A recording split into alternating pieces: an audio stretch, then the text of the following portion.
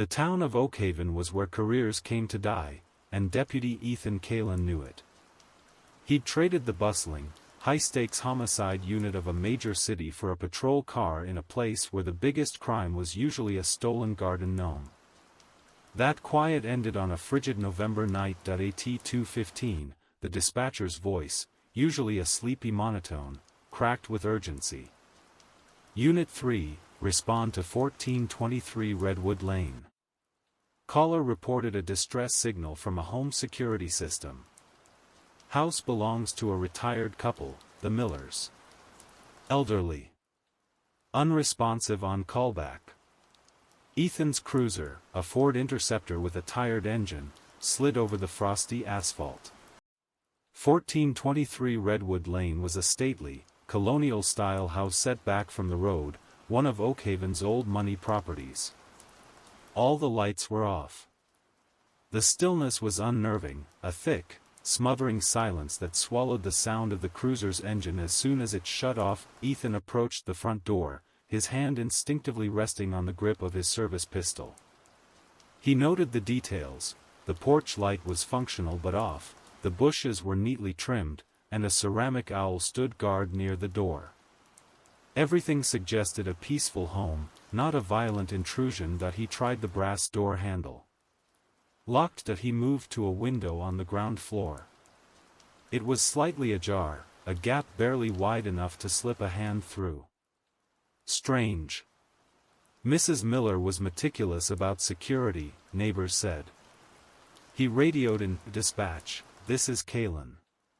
Front door is secured. I have a ground floor window open approximately 2 inches. No signs of forced entry.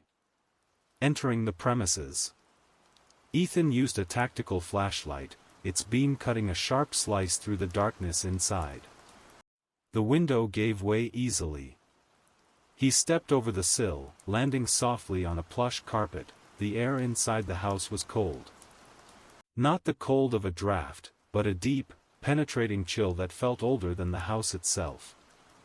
The interior was pristine, almost sterile. A hallway led to a large living room. No furniture was overturned, no signs of struggle. It was too perfect. Then he saw the first thing that made the hairs on his neck stand up. The living room had a grand fireplace. A roaring fire was burning in the hearth. Yet, the intense heat radiating from the flames did not seem to affect the pervasive, bone-deep cold of the room. It was like 2 separate climate zones had collided. He approached the mantelpiece. There, centered between 2 antique clocks, was a photograph of the Miller couple, smiling, looking unremarkable. But beneath the photo, carefully placed, was a small, crudely carved wooden bird. It had no eyes, just smooth, empty sockets. Ethan took a photo of the scene with his phone. "Mr. and Mrs. Miller?" "Police," he called out, his voice echoing flatly in the dead air. Silence. Only the frantic hiss and pop of the illogical fire. He moved deeper, into the kitchen. The kitchen was state-of-the-art and meticulously clean. A half-eaten bowl of cereal sat on a table, a spoon resting precisely on the rim. The milk was still white, and the flakes had not fully dissolved. It looked like someone had been eating seconds ago, but the horror wasn't the meal. On the gleaming white marble countertop, there was a perfect circle of dark, syrupy liquid. Ethan shone his light on it. It was thick, almost molasses-like, and utterly opaque. He knelt down, smelling it. It had no metallic tang, no smell of decay, just a faint, sickly sweet scent, like overripe plums. It was blood. But not a splatter, not a pool. It was a single, flawless, unbroken circle, about 8 inches in diameter, as if drawn with a compass, and beside the circle, facing him, lay Mr. Miller's wallet. Open. Inside, the driver's license showed a friendly, aging face.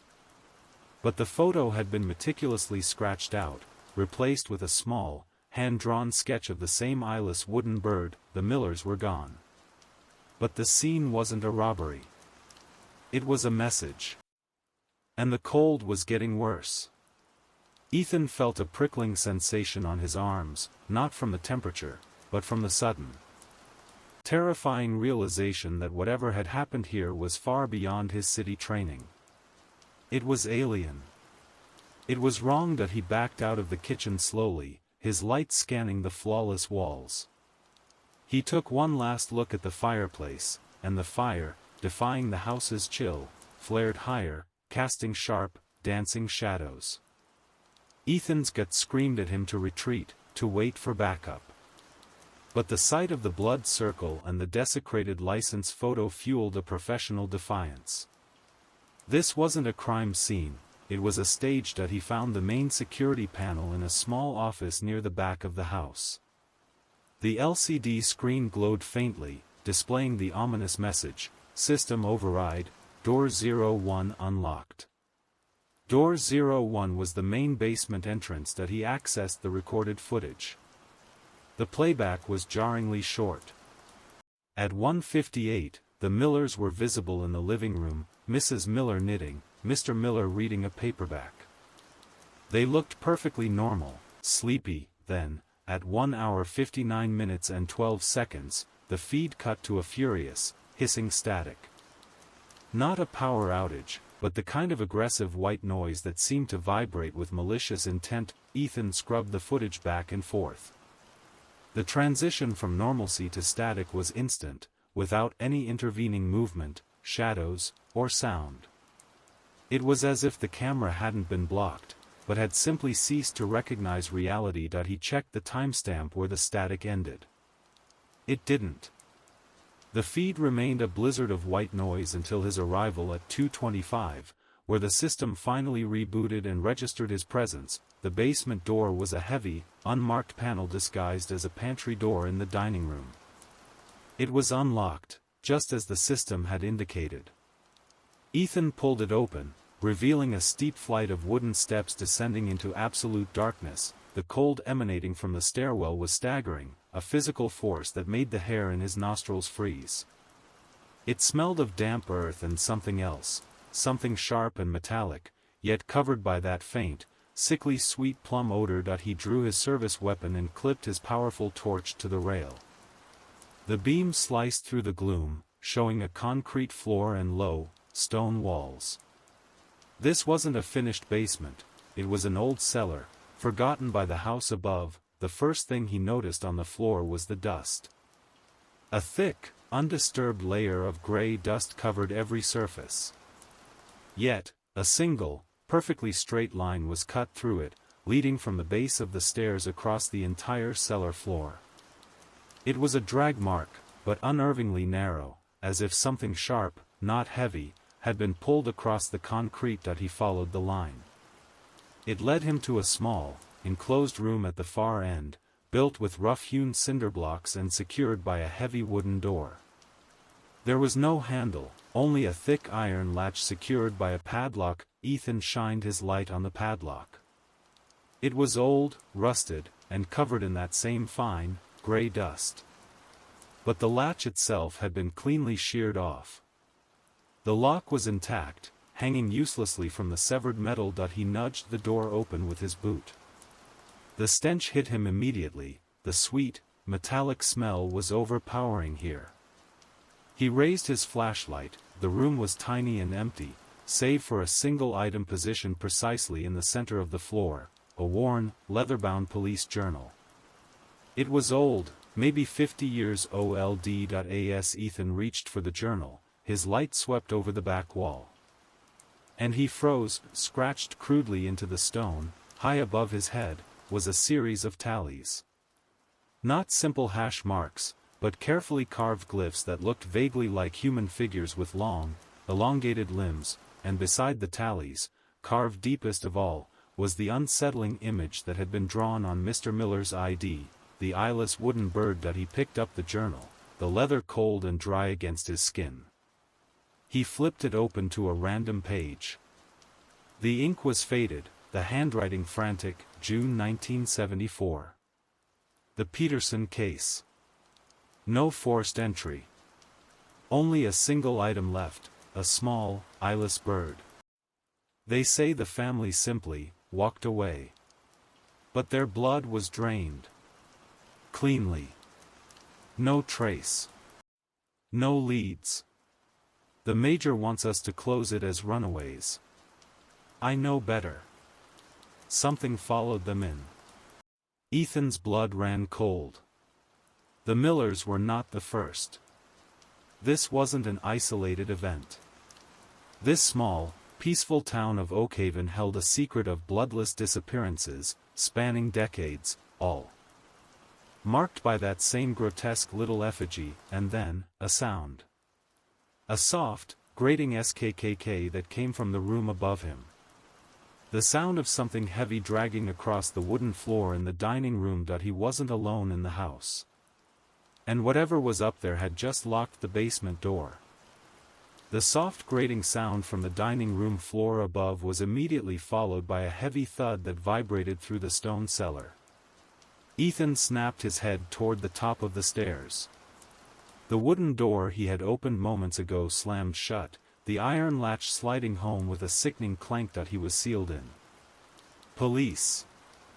I am armed! Ethan shouted, his voice hoarse.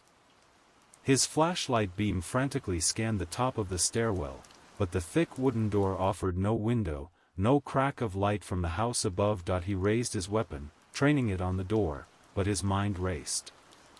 If it was an intruder, they would have fled the moment he drew his gun. This felt deliberate, calculated. It was playing with him. The air in the cellar felt impossibly heavy now. The chilling cold was so intense it was beginning to condense on the stone walls, making them slick. He could feel his breath clouding thickly in front of his face. He lowered his gun slightly, realizing immediate flight was impossible. He needed information. He flipped open the old police journal, the Harvester's Log, as he mentally dubbed it, and crouched behind an overturned wooden pallet near the center of the cellar. The journal was dated from 1974 to 1976, authored by Detective Arthur Vance, a cop clearly obsessed with the unexplained disappearances. Ethan flipped to a page marked with a dried, brownish stain, January 1975. The ritual is consistent. The blood is gone, but the bodies are not found. It's not simply a murder. It's a filtration. The circle of blood, the perfect, unbroken circle, they say it signifies a complete siphon. Nothing left behind. And the bird, the effigy, is always left facing the door. A taunt. I believe the people aren't just dead. They're used, the locals whisper about the harvester. Not a man, not an animal, but an old legend tied to the Oakhaven timber curse. The stories say that every few decades, when the forest is hungry, it demands a toll, the freshest blood, the unpolluted. They claim it draws it out while the victims are asleep, leaving them cold, empty shells, which are then taken into the earth. The Miller property backs up to the old-growth forest.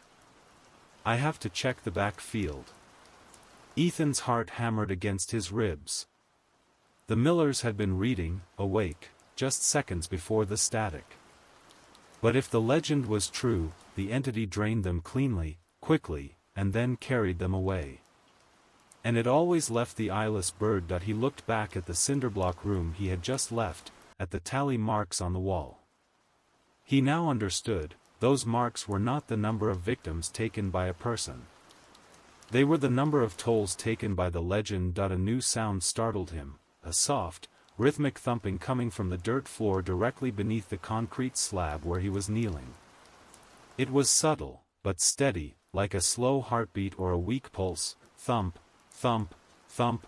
Ethan shuffled backward, keeping his light focused on the closed door, while his mind tried to rationalize the noise. A loose pipe? Settling foundations. The thumping sped up, becoming more agitated. Thump thump thump, he pointed his flashlight down. He saw a slight, almost imperceptible tremor running through the concrete floor near the drag mark. A fine, gray dust began to rise from the concrete, like smoke, filling the beam of his light. The sweet, plum-like odor intensified, making his eyes water. Then, the concrete slab about 10 feet in front of him cracked. Not a clean break, but a web of hairline fractures that grew and spiderwebbed across the floor, all radiating out from a central point on the narrow drag line. Something was pushing up from below. Ethan scrambled back, the journal falling from his hands. He grabbed his radio, his voice strained and desperate. "Dispatch. This is Kaelen. I'm trapped at 1423 Redwood Lane. Basement locked. I need immediate backup. I repeat, I need immediate." The radio in his hand went dead. Not static. Just silence. He looked at the device, then back at the cracking floor. The final, largest crack reached the edge of the drag mark, and a small, slender object, black with damp earth, slowly began to emerge from the crevice. It was long, rigid, and pointed, like a root, or a thick, articulated finger. It rotated toward him. Next time, in Part 4, the entity in the basement reveals itself, forcing Ethan into a desperate confrontation. He finds a horrifying clue linking Detective Vance's death to the current events, leading him to the single weakness described in the harvester's log. The slender object emerging from the cracked concrete was terrifying in its slow, deliberate movement. It wasn't a root. It was perfectly smooth, obsidian black, and wet with subterranean grime. As it fully extended, it was revealed to be a jointed, articulated limb, impossibly thin and ending not in a hand, but a needle-sharp point, reminiscent of an insect stinger. The limb tapped the concrete floor once, creating a sharp, echoing click. Then, it retracted slightly, only for two more similar limbs to pierce the floor on either side of the first. The smell of sweet plums and cold earth was overwhelming. Ethan leveled his pistol at the growing crevice, his heart pounding a frantic rhythm against his ribs. This was beyond anything rational. This was the entity Detective Vance had logged. The harvester. He fired. The .40 caliber round impacted the concrete where the limbs had emerged, sending a loud, blinding flash and a shower of masonry dust. The sound was deafening in the small cellar. The shot worked, for a second. The limbs retreated instantly, and the noise from beneath the floor ceased. Ethan scrambled back, reloading the spent round, his eyes locked on the spot. Silence returned, thicker and colder than before. He grabbed the fallen police journal and flashlight. He had to find the weakness Vance might have recorded. He flipped through the frantic, faded entries. March 1976. I've found it. They don't feed on just any blood. It's the purity, the lack of fear, the peaceful transition. They are repelled by discord, by sudden violation. I tested it. A small, explosive sound near the entry point. It drove the cold back for almost an hour. They are creatures of quiet, surgical terror. The noise, the sudden flash, it throws off the ritual.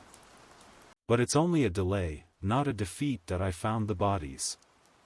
Buried under the old oak at the property line. They were shells. Empty husks. And this is the part that breaks me. I found one last item left with the Peterson family. Not the bird.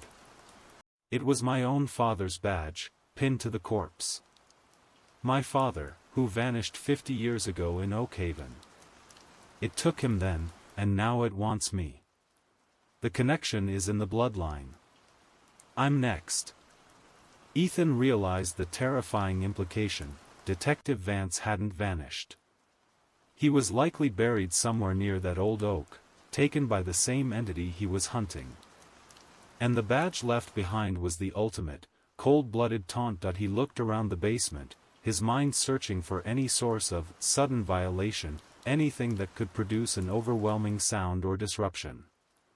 He had only a few remaining bullets. He remembered the old, dusty utility corner he had passed near the stairs. There were rusty tools, paint cans, and an abandoned, antique furnace tucked against the wall. Thump, thump, thump, the rhythmic sound had returned, slower this time, but closer. The concrete beneath his feet was growing clammy. Suddenly, a voice, barely a whisper, floated down from the locked door above. It sounded thin, dry, and ancient. It spoke English, but with an agonizing, drawn-out accent. "U-R-E-E nut the E-E-E toll." It wasn't Mr. Miller's voice, but it sounded like the breath had been sucked out of a living throat and used to make this dry, whispering sound. Ethan ignored the voice and sprinted toward the corner, his flashlight beam illuminating the old furnace. It was a massive, cast-iron relic, its flue connected to the wall with a sheet metal pipe. He saw what he was looking for, a can of lacquer thinner and a box of rusty, unused road flares, the old, volatile, sulfur-based kind. The furnace creaked loudly.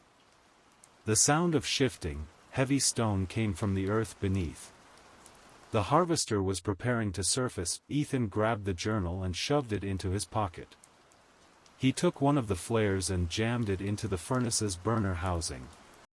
He splashed the flammable lacquer thinner onto the flare and into the furnace's air intake. He pulled the pin on the flare. The sulfur sputtered to life, hissing violently. He slammed the furnace door shut and backed away, aiming his service pistol at the sealed door above, ready for a last stand. He knew a flare combined with those old, pressurized fumes would create a violent, contained explosion. It wouldn't kill the creature, but if Vance was right, it would be a catastrophic interruption to its ritual. The dry, whispering voice came again, this time right above the furnace. "He cold while take key you fire erst." Ethan watched the pressure build up in the heavy iron shell. The iron started to glow faintly red near the hinges. He took a final, deep breath of the cold, plum-scented air. Then, the furnace exploded in a deafening, metallic roar that shook the very foundation of the house. The entire cellar was momentarily flooded with a brilliant, white-hot sulfur flare, and the blast of heat was immediate and violent, instantly driving back the pervasive chill. The sound from beneath the floor vanished completely. The whispering voice was replaced by a strangled, high-pitched shriek that seemed to be pulled from the throat of the earth itself. The ceiling beams above groaned loudly. Ethan didn't wait. The door was still locked, but the concussion from the blast had momentarily stunned the entity. He had to use the precious few seconds of disruption. He aimed his pistol at the heavy iron latch that sealed the basement door shut and pulled the trigger repeatedly. The old iron lock exploded in a shower of sparks and metal shrapnel. The sound of Ethan's final, targeted shots echoed over the dying roar of the furnace explosion. The heavy iron latch shattered, and the basement door swung inward with a tortured screech of rusted hinges. Smoke, thick and acrid from the burnt chemicals and sulfur, billowed up the stairwell. The heat was already dissipating, and the oppressive cold was beginning to creep back into the cellar, like a tide reclaiming the shore. Ethan didn't hesitate. He scrambled up the stairs, leaping over the rubble of the shattered latch. He burst out into the dining room. The house above was dark, silent, and now filled with a pungent smell of burning metal, replacing the sickly sweet plum scent. He turned toward the front door, his escape route, but stopped short. The front door was still sealed tight. The only thing that had been unlocked by the system override was the basement door, intended to trap him. He was still alone and still inside the sealed house. Ethan leaned against the wall, catching his breath, the old police journal clutched tightly in his hand. The momentary respite had been bought with a bullet and a flare, but the harvester was still out there, possibly regrouping beneath the floorboards. He needed to find the Millers, or at least a final, undeniable clue to their fate that he could present to the Oakhaven police chief, who was undoubtedly going to dismiss this as a gas leak or a hallucination. He remembered a final, cryptic note from Vance's log. They always leave the bird facing the door, but they keep a collection of their work. They take a trophy. Look high, where the cold gathers. Ethan thought of the attic, the highest, coldest point in the house. He found the attic pull-down staircase in a cramped, seldom-used linen closet near the master bedroom. He yanked the cord, and the stairs rattled down. He ascended cautiously, his light piercing the dusty, wedge-shaped space. The attic air was still, heavy, and cold, a natural deep freeze. Dust motes danced in his light beam. The space was filled with forgotten furniture draped in white sheets, resembling ghostly figures that he moved toward the center beam, looking for any sign of disturbance. There was none, until his light swept across a small, sturdy wooden table tucked into the farthest corner. On the table sat a collection of eyeless wooden birds, not one or two. There were at least 40 of them, arranged in neat, chronological rows. Each one was identical in its crude, haunting simplicity, with its smooth, empty eye sockets. This was the harvester's trophy case. He approached the table, his breath catching in his throat. He ran his gloved hand over the small figures. On the base of each bird, barely visible in the faded wood, was a meticulously carved inscription. Ethan took the top bird from the first row and brought it close to his light. The inscription read, Peterson. 06/17/74. He recognized the name from Vance's log. It confirmed that Vance was tracking a decades-long, systematic operation. He moved to the middle of the collection, pulling out a random bird. McLean. 10/05/98. He pulled out another. Garner. 03/21/11. The timeline was horrifying. Every few years, always in the colder months, a life was harvested in Oakhaven. A toll was paid. Finally, he located 2 birds at the very end of the last row, sitting side by side, still smelling faintly of freshly cut wood and that sickly sweet plum aroma. They were the newest additions. One read, Miller, J., November 11, 25. The second read, Miller, H. 11/11/25. The date was tonight. His blood ran cold. The Millers had been taken less than an hour ago. He carefully placed the 2 Millers birds and the Peterson bird into an evidence bag he pulled from his belt, gathering the irrefutable proof. As he turned to descend, he saw a small, framed portrait leaning against the attic wall, partially hidden behind a forgotten trunk. He picked it up. It was a formal, 1970s-era photograph of a younger man in a police uniform, serious, with intense eyes. It was Detective Arthur Vance. Pasted crudely over the top corner of the frame was a newspaper clipping with a faded headline, Oakhaven detective missing after suicide investigation. Suicide. Vance hadn't died in a confrontation. His disappearance had been meticulously covered up and dismissed by the local police, just like he feared. The harvester wasn't just taking people, it was destroying the evidence and manipulating the system. A sound downstairs ripped him from his thoughts. Not a shuffling, but a sharp, wet slap from the living room directly below, then, a sudden, rapid tap-tap-tap-tap-tap-tap, the sound of something small and hard being dragged swiftly up the wooden stairs leading to the second floor. It was fast. And it was heading for the attic. The rapid tap-tap-tap-tap of something hard hitting wood grew louder, signaling the entity's ascent up the narrow attic staircase. It was unnaturally fast, moving with a jerky, spider-like agility. Ethan Kaelen flattened himself against the central load-bearing beam, drawing his weapon. The cramped, sloped ceiling of the attic offered no cover, only shadows and dusty corners. He realized his previous blast of noise had only enraged it, drawing it out of the earth and into the house. The sound reached the top step and stopped. Silence. The oppressive cold surged into the small space, driving out the last residual heat from the furnace blast. Ethan held his breath, the faint smell of sulfur mixing with the intensifying aroma of sweet, ripe plums. He shifted his tactical light beam, searching the dark opening of the stairwell. Then, from the darkness, a sliver of movement. It was one of the articulated, black limbs he had seen in the basement, impossibly thin and jointed, extending into the attic. It was testing the air, rotating slowly, like a sophisticated antenna. It retracted, and then, slowly, the entire entity emerged. It was not a man, not an animal, but a horrifying, insectoid silhouette. It was tall, perhaps 7 feet, with a lean, almost skeletal frame draped in what looked like dried, black moss or bark.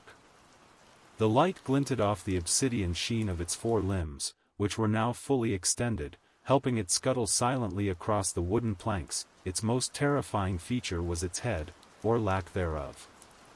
Where a neck and skull should have been, there was only a smooth, rounded surface of dark, wood-like material, featureless and unsettlingly blank. The eyeless wooden bird wasn't just a symbol, it was a perfect representation of its collector. The creature's movement was a series of quick, impossible angles. It didn't walk, it seemed to flow, its sharp limbs barely disturbing the dust. The whisper returned, dry and painful, seemingly emanating from the cavity where its mouth should be. The lug. The trophiophies. Stuli the cold. It was speaking about the police journal and the miller's birds in his evidence bag. The symbiosis Vance spoke of wasn't just physical, it was tied to the knowledge of its existence. By taking the record and the trophies, Ethan had violated its ritual and its control over the narrative. The harvester lunged. It moved not toward Ethan, but directly toward the small wooden table holding the remaining bird trophies. It swept its primary limbs across the table, knocking the entire collection of 40-plus birds to the floor. The creature seemed to scatter them in a fit of rage, disrupting its own meticulously arranged collection. This momentary distraction gave Ethan the chance he needed. He fired 2 quick shots at the entity's torso, the thickest part of its silhouette. The rounds hit with a sickening, wet thwack, but there was no blood, no yelp, only the sound of high-pressure liquid spraying against the surrounding wood. It was wounded, but not fatally. The liquid had that familiar, sickly sweet scent. The harvester recoiled instantly, its movement jerky and furious. It spun, its sharp, needle-like limb sweeping toward Ethan's head. He ducked, the appendage missing him by an inch, sinking deep into the roof beam behind him with a splintering crunch. Ethan used the purchase of the attacking limb to throw himself backward, rolling toward the only other exit, a small, narrow window at the gable end of the attic, meant for ventilation. The creature struggled to free its limb from the beam. As it did, Ethan saw something else on its torso, a glint of metal embedded in the bark-like material. He shone his light on it. It was an old, tarnished police shield, half sunk into the entity's flesh. Detective Arthur Vance's badge. The final, cruel taunt. Ethan kicked out the windowpane, ignoring the lacerating sound of glass. He was 3 stories up. The fall would be severe, but a slow death in the cold, draining silence of the attic would be worse. He glanced down. The house backed up directly to the dense, old-growth woods Vance had mentioned. The harvester's forest. Before he could jump, the entity freed its limb and launched itself across the attic floor with impossible speed, its sharp appendage poised to strike. Ethan had one last chance. He pulled out the harvester's log, Vance's journal, and flung it with all his might directly at the creature's smooth, empty face. The journal hit the entity, not with a thud, but with a loud, tearing shred. The black material of its body seemed to recoil from the touch of the historical record, as if the documentation itself was toxic. The harvester paused, its body quivering violently. It let out a piercing, drawn-out shriek, a sound of violation, and momentarily focused its attention on the journal lying on the floor. Ethan took the leap. He crashed through the window, tumbling down the sloped roof, grabbing the gutter just before he fell completely. He slid down the side of the house, dropping the final 10 feet into the cold, damp November grass of the backyard. He scrambled to his feet, tasting blood and dirt, and ran blindly toward the line of trees. The house was dead silent behind him. He looked back up at the attic window. The harvester was standing there, a black, skeletal silhouette against the gloom, watching him. Ethan hit the ground hard, the wind knocked out of him, but the adrenaline surged, driving him toward the boundary of the yard. His flashlight beam bounced wildly as he sprinted for the tree line, the silence of the night now feeling less peaceful and more like the tense quiet before an ambush that he plunged into the woods behind the Miller property, a dense, chaotic thicket of ancient pines and gnarled oaks. The air here was even colder, smelling intensely of pine needles and damp, rich earth. He could no longer hear the harvester, but he could feel its chilling presence receding, as if the woods themselves were absorbing the entity that he ran until he reached a clearing where a massive, ancient great oak stood, its branches heavy and twisted like the arthritic fingers of a giant. This was the spot Detective Vance had mentioned in his final entry. Ethan paused, gasping for breath, his gaze sweeping the ground around the colossal tree. The earth here was subtly disturbed. It wasn't flat, it was a patchwork of small, sunken depressions and mounds, covered by a thin layer of dead leaves that he began kicking away the leaves, his heart sinking with every scrape of his boot. Beneath the foliage, the soil was unnaturally loose, freshly turned that he knelt down and pushed his hand into one of the depressions. It was soft, cold, and yielding. He pulled back a handful of dirt, and with it, a piece of frayed, pale blue wool, the material of a favorite cardigan Mrs. Miller was known to wear. The bodies were husks. Empty shells. This was the cemetery of the harvester. A burial ground spanning decades, right on the property line. Ethan began digging frantically at the site, pulling away handfuls of soil and leaves. Within minutes, his hand struck something hard and cold. He cleared the dirt away. It was a human bone, a femur, clean of all flesh, pale white against the black earth.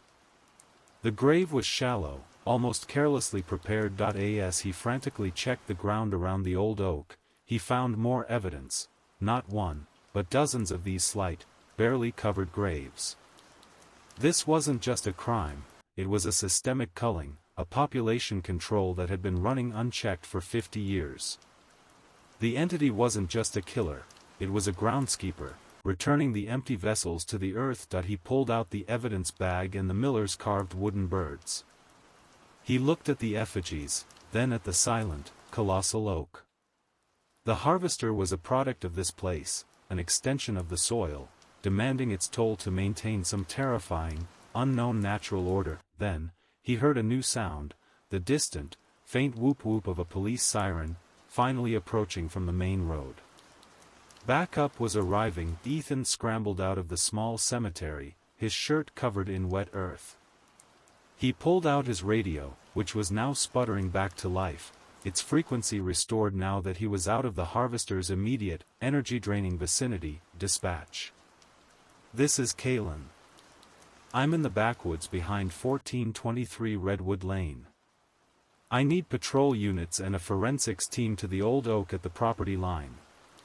I've found multiple unconfirmed grave sites. I need to speak to Chief Hayes immediately. A dry, calm voice cut across the static of his radio. It was not the dispatcher. It was a man's voice, measured and low, the voice of the officer who had arrived first on scene. Deputy Kaelen, this is Chief Hayes. I'm at the house. Stand down and return to the main building. You've had a severe exposure to smoke and chemicals. You need medical attention. Chief, you don't understand. The Millers are gone, and I have irrefutable proof of dozens of murders dating back 50 years. I have the records, I have the trophies. I was attacked by an entity that came out of the earth. A heavy silence followed.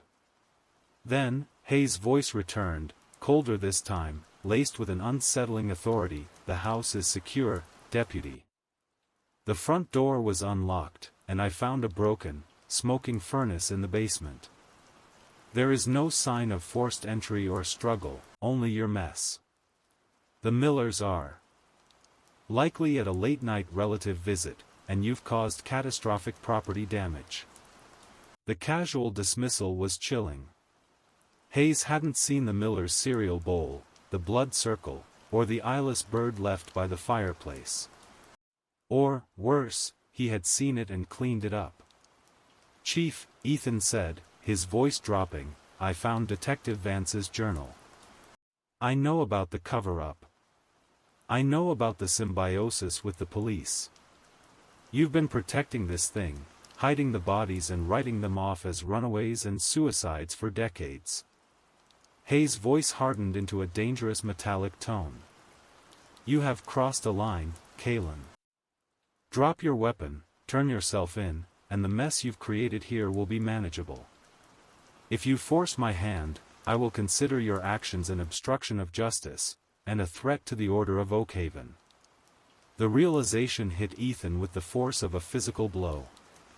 The harvester was merely the tool. The true enemy was the law itself. The police force, the local government, led by Chief Hayes, was the human conspiracy that maintained the cold, murderous order of Oakhaven. Ethan turned and ran deeper into the woods, clutching the evidence bag containing the bird trophies and Vance's log.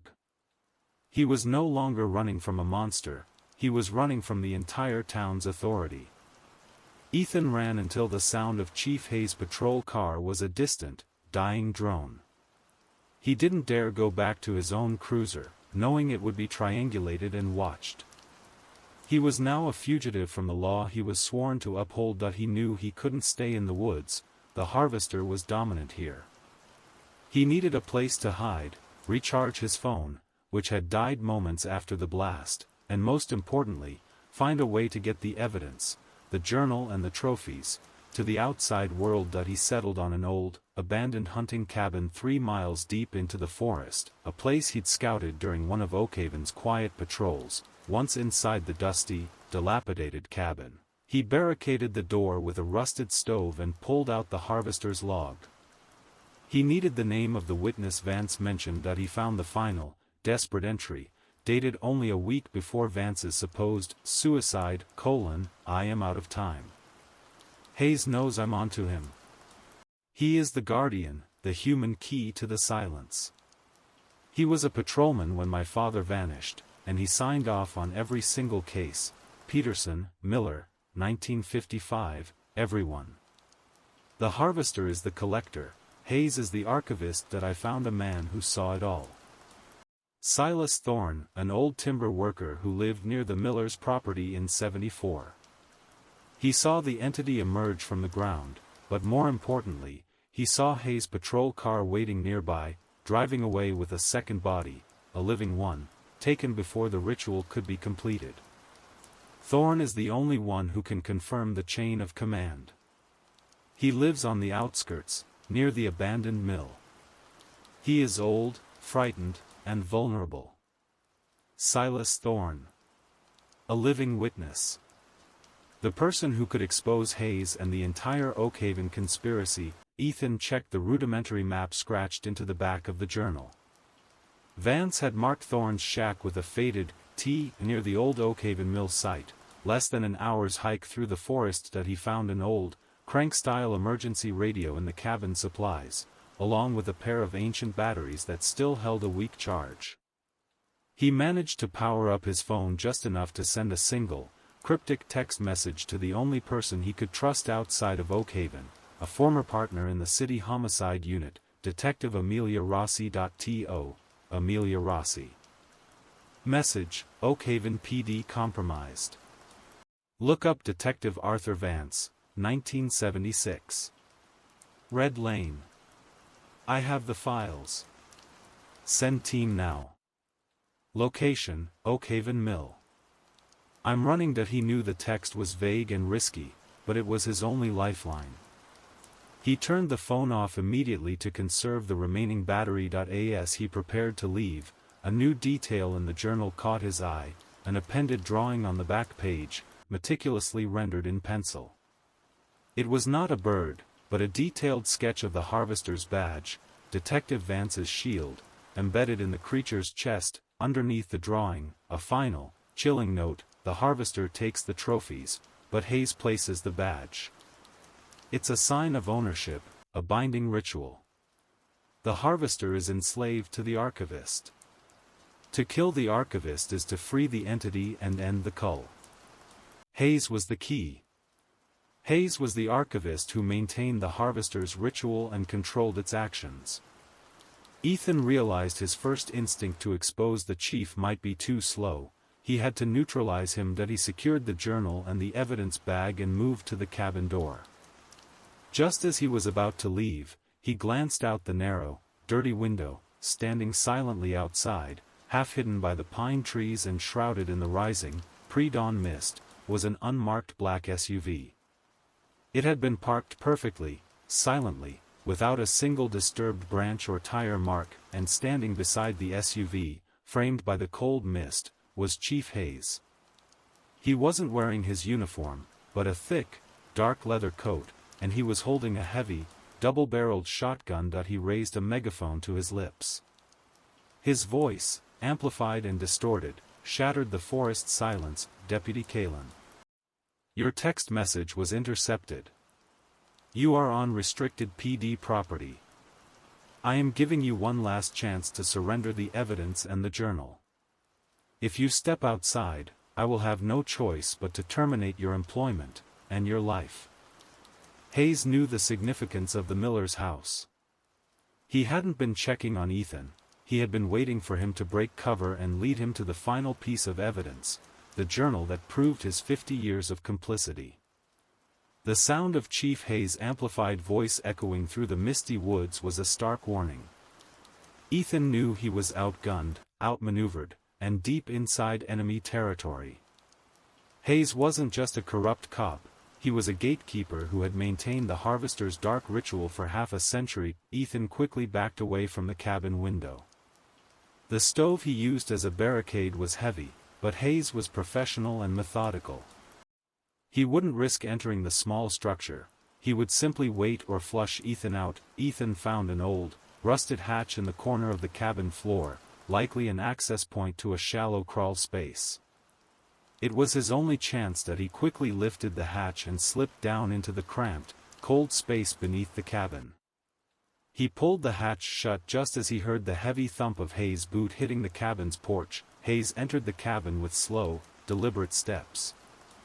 Ethan could hear the chief's heavy breathing and the faint metallic click of the shotgun being primed. "Deputy. This is where you make a choice. Justice, or Oakhaven's peace. The law here has a very long memory, Kaelen. Give me the log." Ethan pressed himself against the damp earth, silent. Hayes spent a tense minute searching the cabin before stepping directly over the hatch, his weight making the wooden floor groan inches above Ethan's head. "Fool," Hayes muttered, sounding genuinely disappointed. "You think a quick fix can undo decades of necessary order?" Hayes left, slamming the cabin door behind him. Ethan waited several minutes, then slowly pushed the hatch open. Hayes and the black SUV were gone. He had bought himself time, but the chief was now hunting him actively. He took off through the woods toward the location of Silas Thorne's shack, relying on Vance's crude map. The shack was found on the edge of a ravine overlooking the skeletal remains of the Oakhaven mill. It was a ramshackle structure, leaning precariously. Smoke was curling lazily from a rusted pipe on the roof, a sign that the witness was or had been home. Ethan approached cautiously, his weapon raised. He pushed the door open. The air inside was thick and warm, smelling of stale wood smoke, cheap whiskey, and a faint, sweet overlay of the familiar plum scent. Silas Thorne was there.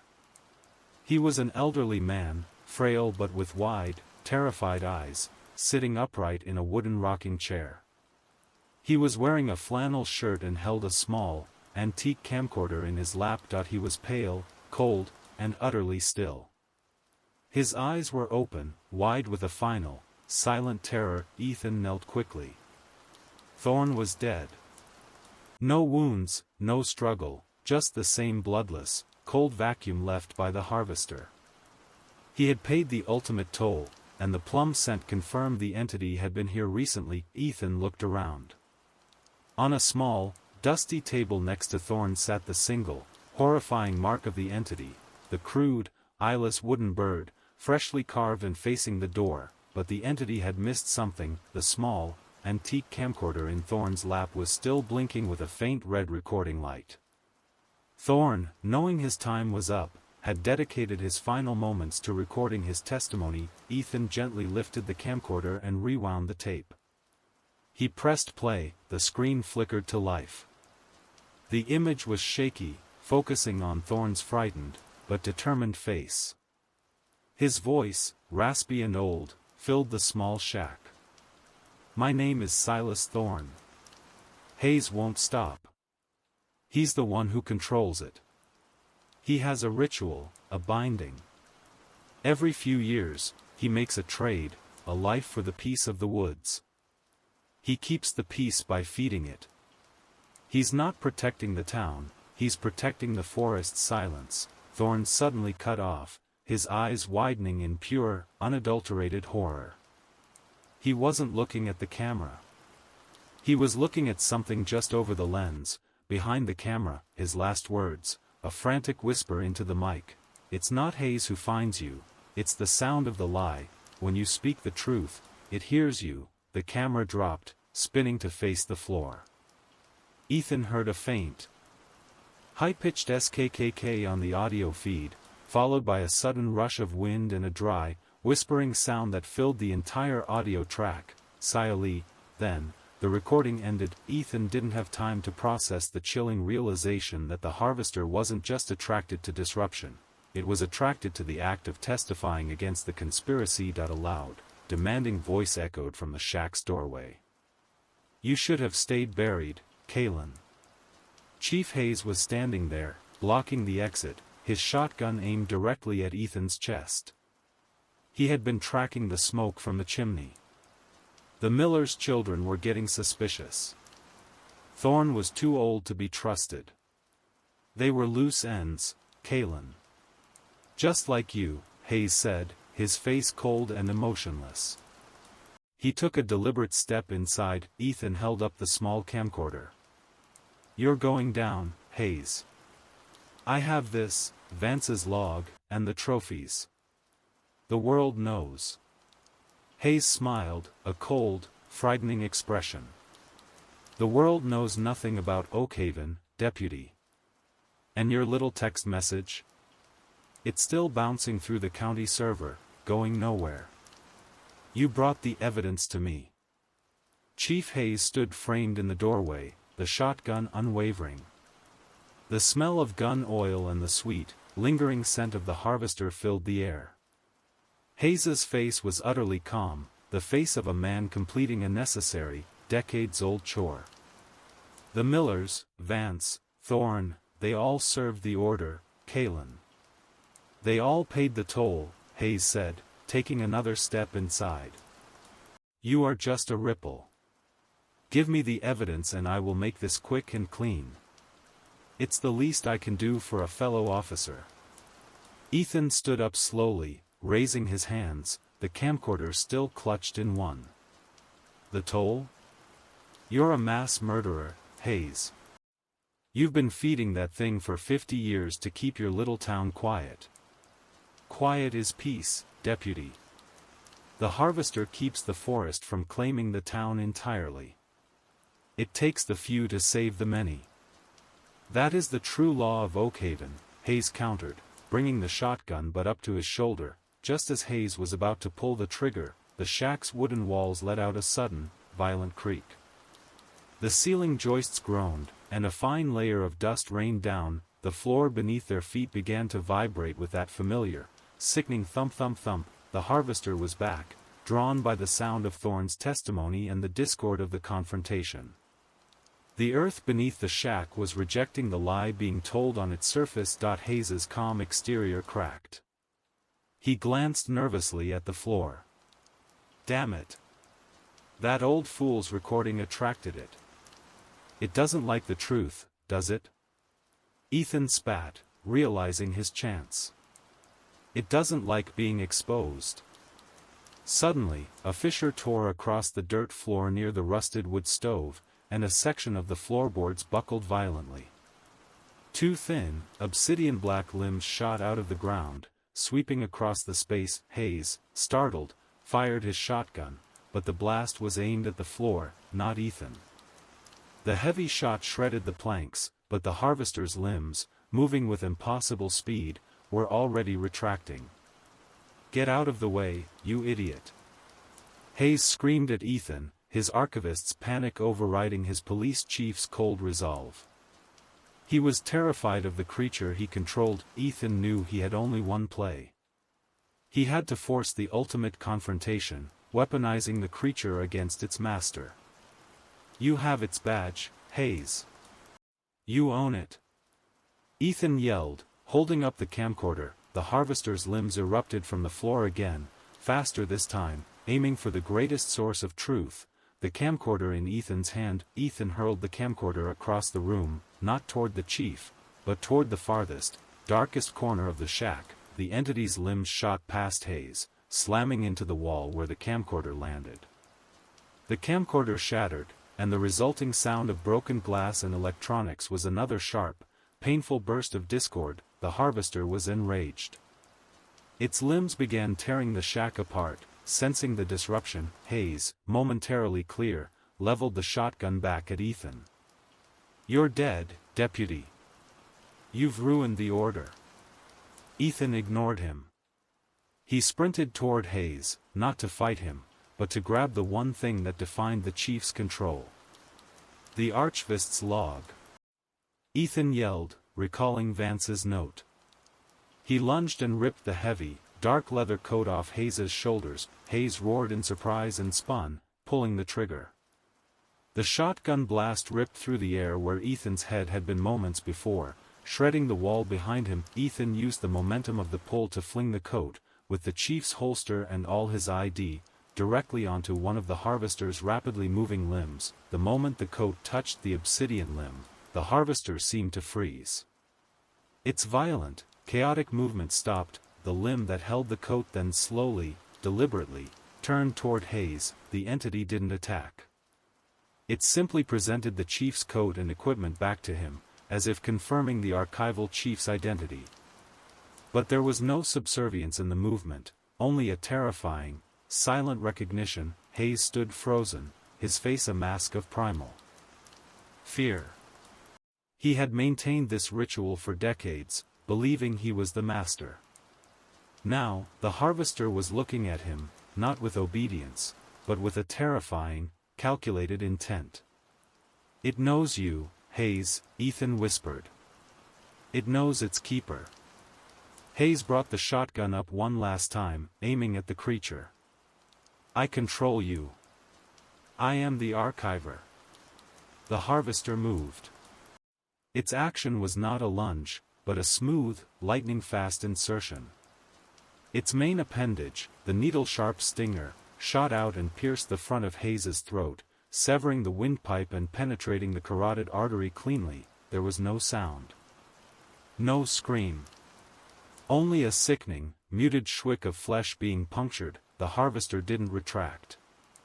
It held Hayes pinned to the air, and Ethan watched, horrified, as the chief's complexion went from ruddy red to an immediate, profound white. The archival chief's blood was not spilled, it was siphoned. Hayes's eyes rolled back, and he collapsed, a limp, bloodless husk, as the harvester withdrew its limb. The entity did not look at Ethan again. It turned, moving with its strange, flowing gait, and disappeared back through the ruined floorboards into the earth, taking the chief's body with it. The silence that followed was total. The shack was silent, bathed in the pale, cold light of the pre-dawn. Ethan stood amidst the wreckage, his mind reeling from the sight of Chief Hayes, the archival chief, being silently harvested by the very creature he thought he controlled.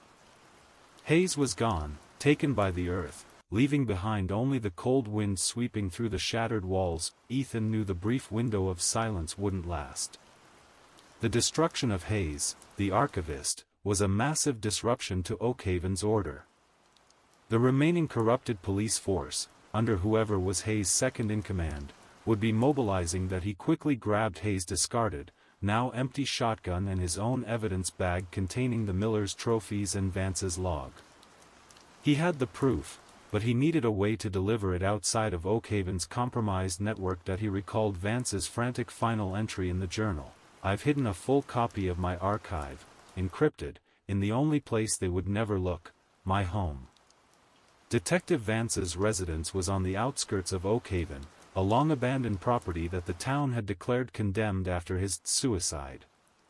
It was the perfect blind spot. Ethan made his way through the dense forest, moving cautiously now, carrying the shotgun loosely.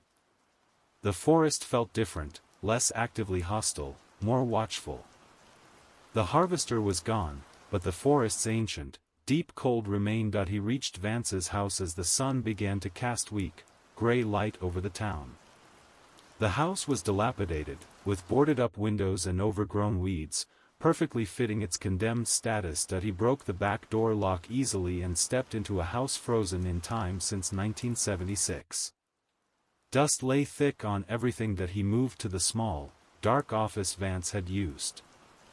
There, he saw a clue that Hayes had missed, a loose floorboard beneath the heavy, antique desk. Ethan pried the board open.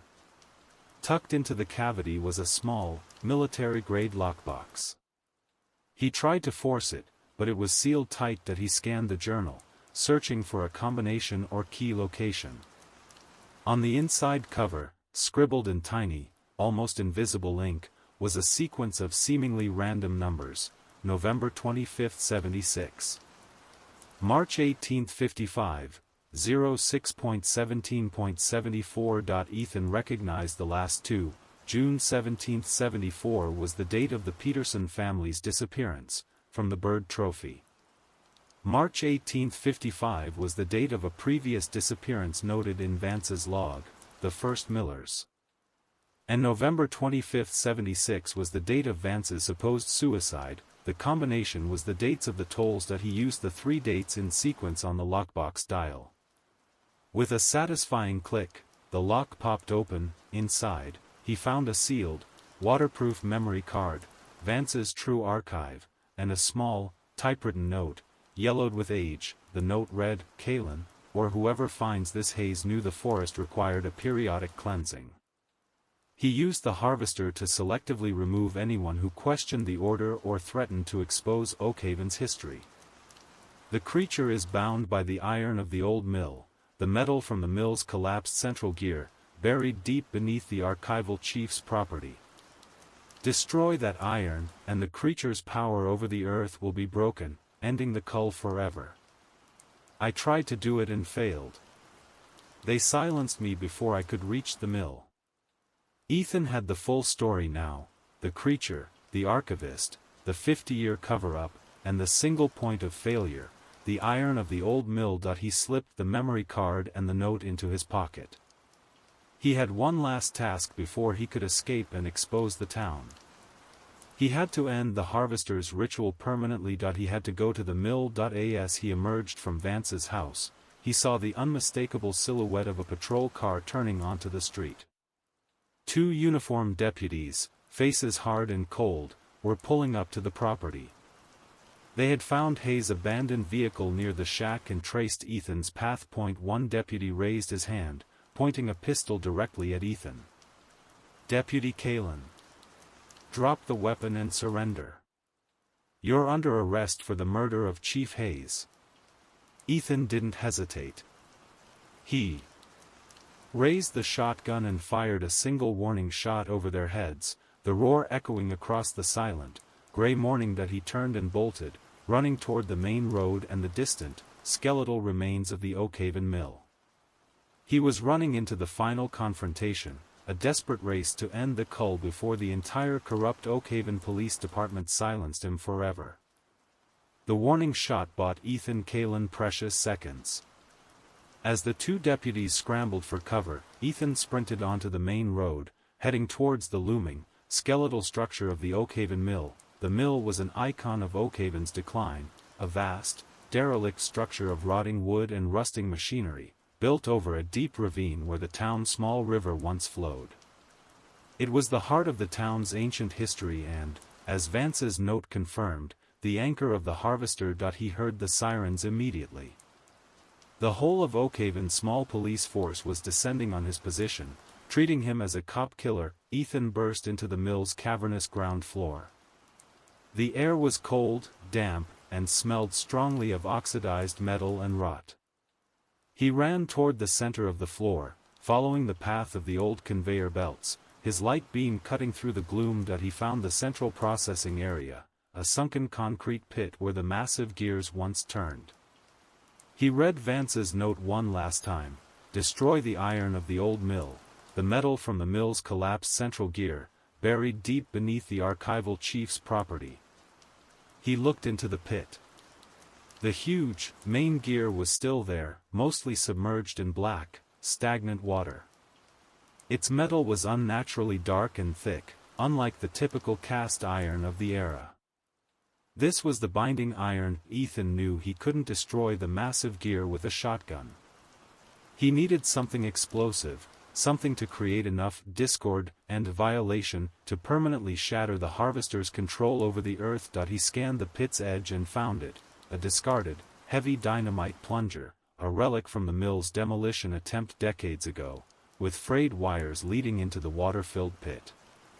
An emergency demolition charge, likely left behind. He reached for the plunger, but before his fingers closed around the cold wood, the entire building shuddered violently, the floor cracked open near the pit, and the stench of sweet plums and cold earth surged up. The harvester emerged, not slowly, but in a furious, fluid rush. It was larger now, its black, mossy exterior glistening, clearly enraged by the death of Hayes, its archival chief. It was defending its anchor. The creature's four sharp limbs slammed onto the concrete, blocking Ethan from the plunger. Its smooth, eyeless head tilted slightly, emitting that high-pitched, vibrating shriek of violated order. Ethan raised the shotgun, but the harvester moved first. One of its stinger limbs whipped out, hitting the shotgun barrel and sending the weapon flying out of Ethan's grip and into the dark water of the pit. He was unarmed, facing the creature and the imminent arrival of the police. Suddenly, the headlights of the patrol cars flooded the mill entrance. The deputies burst in, yelling, "Police! Freeze, Kaelen! Drop it!" They saw Ethan, and then they saw the harvester, a monstrous, insectoid figure rising from the ground. For a brief, terrifying moment, the remaining deputies froze, their faces registering the pure, unbelievable horror that Hayes had masked for years. The harvester, sensing the new wave of discord and multiple witnesses, shifted its attention from Ethan to the armed police unit. It was defending the town's peace from all threats of exposure. The entity lunged at the closest deputy. The officer screamed, firing his weapon wildly. The bullet struck the harvester, sending more of that sickening sweet fluid spraying, but the creature kept moving, its limbs tearing into the deputy's chest. Ethan seized the moment. Ignoring the screaming and the gunfire, he dove for the plunger, his fingers closing around the cold, slick wood. The harvester was a dozen yards away, focused on silently harvesting the first deputy. The remaining officer was firing rapidly, his face contorted in terror. Ethan slammed the plunger down. The effect was instantaneous and cataclysmic. A tremendous roar erupted from the pit. The water exploded upward, taking with it chunks of concrete and the heavy, black gear. The sound was not just an explosion. It was a tearing sound, as if the very fabric of Oakhaven's earth was being ripped apart. The harvester stopped its attack instantly. It let out a single, massive, penetrating shriek that transcended sound and became a pure wave of pain. The entity's body began to rapidly wither, the black, mossy exterior shrinking and turning brittle, like dried-out bark. The creature's silhouette crumpled, collapsing into a fine, gray dust that was instantly absorbed by the drafty air of the mill. The harvester was gone. The cold, sweet smell was replaced by the acrid scent of sulfur and ozone. The surviving deputy, shaking violently, slowly lowered his weapon and stared at the empty space where the monster had stood, then at the smoking pit. Silence fell, broken only by the distant, confused sirens of the remaining emergency services. Ethan stood up, covered in dust and sweat, the memory card and Vance's final note still clutched in his hand. He walked slowly toward the surviving deputy, whose face was pale with shock. "He wasn't lying," the deputy whispered, his eyes wide. "No," Ethan said, pulling out the evidence bag with the miller's birds. But they made us lie for 50 years. That ends now. He reached for the dead deputy's radio. Dispatch, Ethan said, his voice steady despite the adrenaline crash. This is Deputy Ethan Kaelen. I'm at the old mill. The scene is secure. I need a full state police and federal investigation team here immediately.